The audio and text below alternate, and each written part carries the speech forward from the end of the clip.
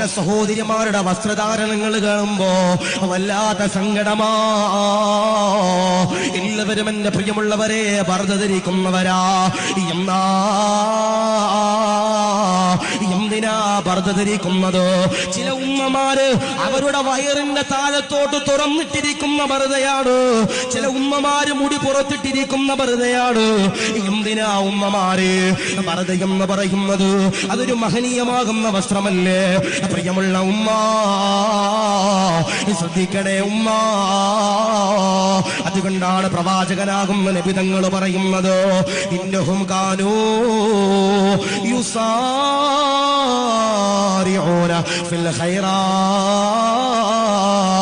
നന്മകൾ അധികരിപ്പിച്ചു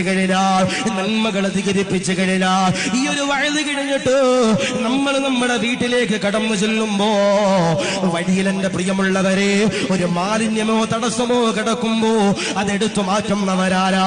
നന്മകൾ ചെയ്യുന്നവരാരാ? നന്മകൾ അധികരിപ്പിക്കുന്നവരാരാ? ഇൻഷാ അല്ലാഹ് അവരാണ് ജന്നാത്തുൽ ഫിർദൗസിലെ ആദ്യത്തെ അവകാശിയെന്ന് നബിയുനാ മുഹമ്മദ് മുസ്തഫ